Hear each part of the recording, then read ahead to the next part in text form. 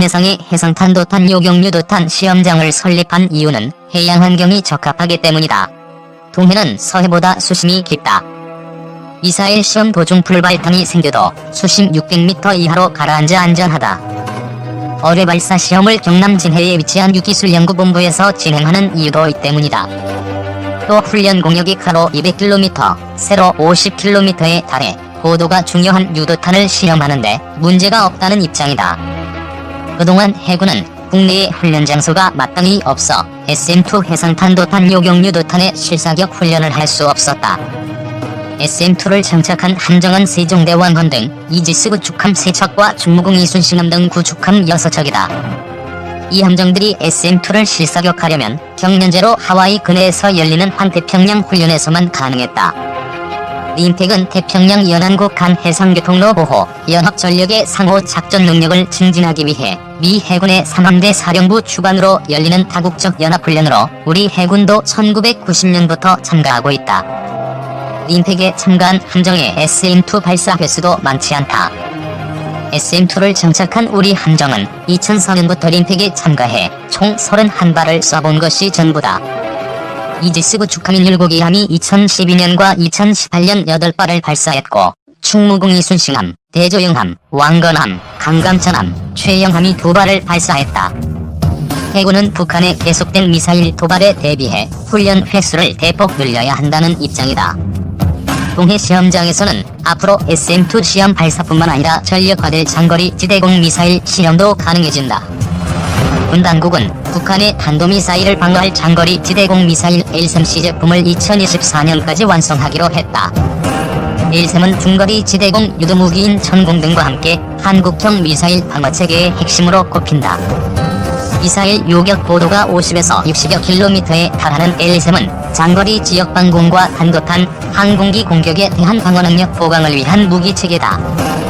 군 당국은 LSAM이 전력화되면 북한의 북극성 -4명과 같은 잠수함 발사 탄도미사일에 대한 방어가 한층 강화될 것으로 기대하고 있다. 해군에서 도입할 6,000톤급 한국형 자기구축함의 대공방어 체계 시험도 가능해진다. 자기구축함에 장착할 SM-3는 해상의 고고도 미사일 방어체계로 불린다. SM-3는 요격고도가 500km 이상이어서 북한의 탄도미사일을 방어하는데 반드시 필요한 무기다.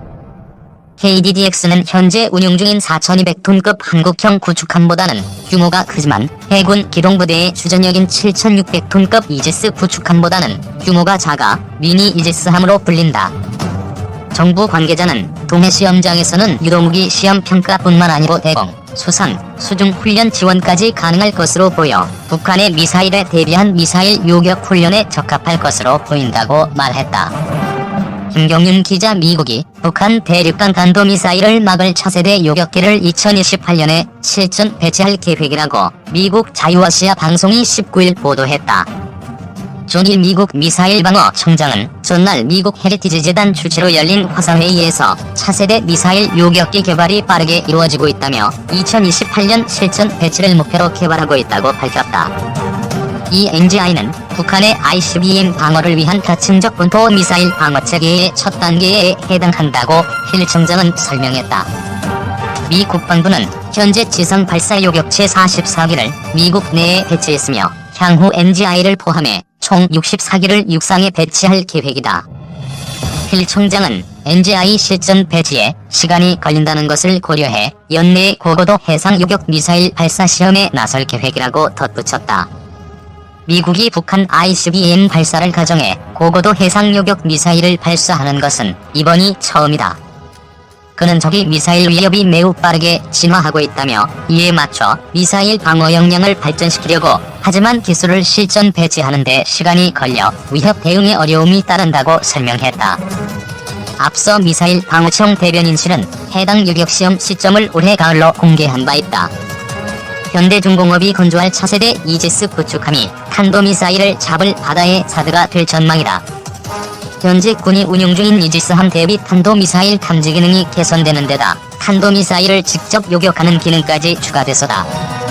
10일 방산업계에 따르면 현대중공업이 최근 방위사업청과 건조 계약을 체결한 차세대 이지스 구축함에는 탄도탄 요격 기능이 새롭게 추가된다. 현대중공업이 건조할 이 이지스함은 대한민국 해군이 도입하는 차세대 이지스함 세척 중 첫 번째다. 울산 조선소에서 건조해 오는 2024년 11월 인도할 예정이다. 신형 이지스함은 길이 170m, 너비 21m, 무게 8,100톤으로 최대 30노트의 속도로 운항할 수 있다. 이지스함은 이지스 전투체계를 탑재한 구축함이다. 이지스란 명칭은 그리스 신화에서 제우스가 사용하던 방패에서 유래했다. 이지스함 한 척으로 여러 척의 항공기와 전함, 미사일, 잠수함을 제압할 수 있어 신의 방패 또는 꿈의 구축함이라 불리기도 한다. 차세대 이지스함 건조 소식은 현재 운용 중인 이지스함의 북한 탄도미사일 탐지의 허점이 노출된 가운데 전해졌다. 지난 10일 국회 국방위원회 해군 국정감사 자료에 따르면 현재 운용 중인 이지스함은 지난 5월 이후 11차례 발사된 북한의 미사일 가운데 5차례를 탐지하지 못한 것으로 확인됐다. 해군은 탐지 실패 이유에 대해 합참으로부터 사전정보에 의한 출동명령 하달받지 못함, 사전정보 및 출동명령 받았으나 당시 이지스함의 탐지 가능 범위에서 벗어남, 이지스함 전투체계 업로드가 늦어서 2발 중 1발만 탐지 등의 답변 자료를 보낸 것으로 전해졌다. 업계는 차세대 이지스함은 탐지 기능이 강화돼 대응 능력이 강화될 것으로 기대한다. 차세대 탐지, 추적거리, 동시 추적 속도 등 대응 능력을 기존보다 약 2배 키운 것으로 알려졌다. 게다가 심도 조절이 가능한 저주파 대역의 음파 탐지기를 1대 추가 탑재해 적잠수함 탐지거리도 3배 늘렸다. 탐지된 미사일을 추적, 파괴하는 요격 기능도 새롭게 추가됐다. 현재 운용 중인 이지스함은 탄도미사일의 탐지와 추적만 탑재된 상태다. 업계에서는 요격용 미사일로 SM-3가 탑재될 수 있다는 말도 나온다. 바다의 사드로 불리는 SM-3는 요격 고도가 500에서 1000km에 달한다. 하지만 문제는 가격이다. SM-3는 한 발당 가격이 200억 원을 넘어서는 것으로 추정된다. 전력화할 경우 1조 원 이상의 비용이 투입될 것으로 보인다. 한 업계 관계자는 SM-3를 탑재할 경우 한국이 미국의 미사일 방어체계에 편입된다는 신호를 줄 수 있다며 중국 등의 반발도 우려가 되는 부분이라고 말했다. 미국과 일본이 공동 개발한 해상 대체형 차세대 요격 미사일 SM-3 블록 A가 4일 하와이 인근 해상에서 실시한 요격 실험에 성공했다는 발표가 나오자 중국이 중국을 겨냥한 것이라며 발끈했다. 미국 미사일 방어청은 7일 발사 정면 사진을 공개했다. 중국 관영 환추15는 7일 이는 전 세계 미사일 방어체계를 구축하려는 미국의 야심을 드러낸 것이라며 중국과 러시아 핵 억제를 목표로 하고 있다고 주장했다. 신문은 또 사설에서 미국은 북한에 대응하기 위해서라고 밝혔지만 세계 미사일 방어체계를 구축하려는 미국의 야심 참계획의 일부분이라며 멀리 내다보면 미국이 적극적으로 추진하는 사비의 목적과도 상응한다고 지적했다.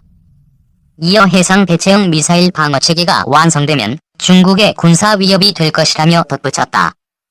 이와 관련해 중국의 한 전문가는 SM-3 블록 A는 앞으로 서드, 패트리어트 미사일과 함께 중국 주변의 여러 겹의 미사일 방어막을 구축해 아태 지역의 위협이 될 것이라고 주장했다. 중국이 SM-3 블록 1A를 개량한 SM-3 블록 2A에 대해 높은 경계심을 갖는 것은 몇 가지 핵심 기술 측면에서 진전이 이루어졌기 때문으로 풀이된다.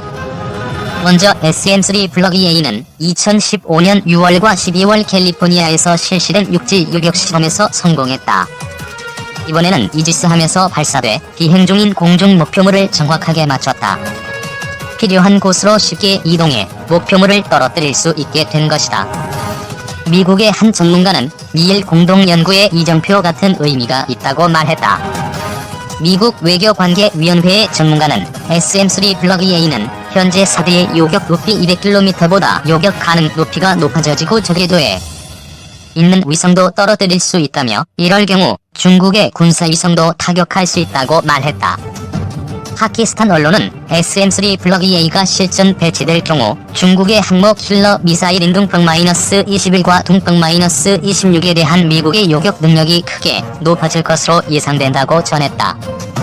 이에 대해 환추15는 미사일 방어막으로 중국을 포위한다는 것은 비현실적이라며 중국이 보유하고 있는 미사일을 막을 수는 없을 것이라고 자신감을 나타냈다. 해상교통로는 한국 수출입 99.7%가 운송되는 생명선으로 15일 이상 차단되면 국가안보는 물론 경제까지 일시에 마비된다고 합니다. 그래서 해양안보를 지키는 게 우선적인 과제입니다. 우리 주변국 중국, 일본의 해군력은 사실 우리나라보다 더욱더 발전되어 있고, 만약 여도, 독도, 서해에서 분쟁이 발생하면 중국과 일본한테 사실상 무력화된다는 입장이기도 하지요. 또한 더 넓은 해상주권을 주장하고 나서면서 더욱더 해군력을 증강하고 있는 추세입니다. 하지만 우, 리, 나, 라는 그동안 북한만을 상대하기 위해 연안에 군이 주로 성장해서 대양작전이 어려움이 많았습니다. 그래서 1985년 전두환 정권 시절 대양작전이 가능한 방공 구축함이 필요하다고 말했죠. 그래서 시작한 사업이 KDX 사업입니다. 현재 총 12척의 방공 구축함을 보유하고 있습니다만 주변국 중국과 일본이 전력이 어마어마 증강하고 최근 또 증강을 하고 있어서 우리도 증강 사업을 시작해서 박근혜 시절 세종대왕급 이지스 구축함을 3척 추가로 건조하기로 하였고, 한국형 미니 이지스 구축함 6척에서 9척을 건조하기로 했죠. 그런데 정경두 전 장관 KDDX 사업을 취소하였습니다. 단지 격이 없다는 이유로 말이죠. 더 기술력 없는 한국형 전투기 사업은 밀어붙이면서 기술력 많은 KDDX는 취소해버리는 안타까운 사태가 발생합니다. 이러한 어처구니 없는 일 때문에 해군에선 반발이 발생. 결국 다시 사업을 재개하였습니다. 그렇게 KDDX 건조 계획이 확정된 것이죠.